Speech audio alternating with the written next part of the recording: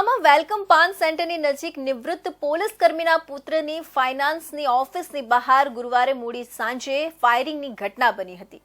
Bike સવાર બે હુમલાખોર 2 રાઉન્ડ ફાયરિંગ કરી ભાગી ગયા હતા। બંનેઓને શોધવા પોલીસે સીસીટીવીથી તપાસ શરૂ કરી છે।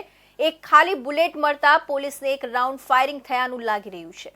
ઉધના વિસ્તારની આશીર્વાદ ટાઉનશીપ નજીક ફાયરિંગની ચકચારી ઘટના સામે આવી છે।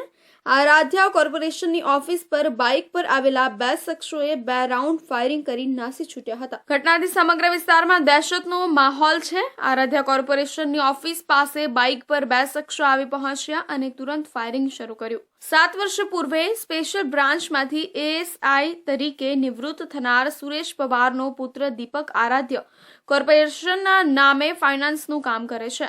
દીપક વીસીની જેમ અંદરોઅંદર સભ્યોને વ્યાજે નાણાં આપતો હતો। ઘટના સમયે દીપક તેના મિત્રો સાથે ઓફિસમાં હતો। હુમલાખોરોએ ફાયરિંગ કરતા બુલેટ ઝાડ સાથે અથડાઈને ઓફિસમાં ભગવાનના ફોટાને અડી હોવાની વાત સામે આવી છે। શહેરમાં નાકાબંધી કરી હુમલાખોરોને પકડવા પોલીસે નજીકના દુકાનદારોના નિવેદનો લીધા છે। ફાઇનાન્સની ઓફિસ પર કેમ ફાયરિંગ કરાયું તે હજુ સુધી પોલીસ જાણી શકી નથી। ફાઇનાન્સરની કોઈની સાથે કોઈ દુશ્મની પણ ન હતી। પોલીસની પ્રાથમિક તપાસ મુજબ એક ગોળી ઘટના સ્થળેથી કબજે કરવામાં આવી છે, જ્યારે બીજી ગોળીને શોધવા માટે આસપાસના વિસ્તારમાં તપાસ ચાલી રહી છે। ઘટનાની જાણ થતાં જ ઉધના પોલીસનો કાફલો તાત્કાલિક સ્થળ પર પહોંચી ગયો હતો। ઘટના સ્થળે તપાસ દરમિયાન ઓફિસના કાચ પર ગોળી મારવાના નિશાન પણ મળ્યા છે। પોલીસે સીસીટીવી ફૂટેજના આધારે આરોપીઓની ઓળખ માટે તપાસ શરૂ કરી છે। ફાયરિંગની ઘટનાને પગલે આસપાસના વિસ્તારમાં લોકોમાં ડરનો માહોલ છવાયો છે।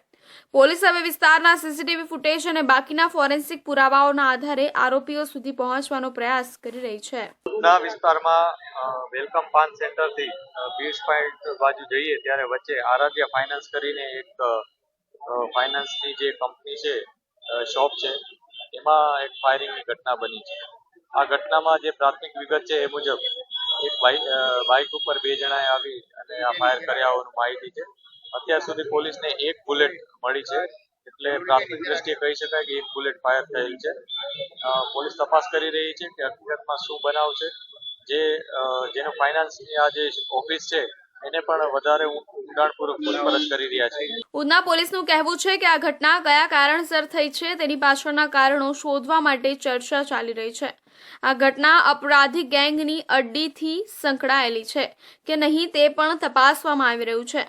આ કેસમાં તાત્કાલિક કાર્યવાહી કરી સુરત પોલીસ દ્વારા શખ્સોને ઝડપવામાં આવ્યા તો ઘટના વિશે વધુ ખુલાસો થઈ શકે છે।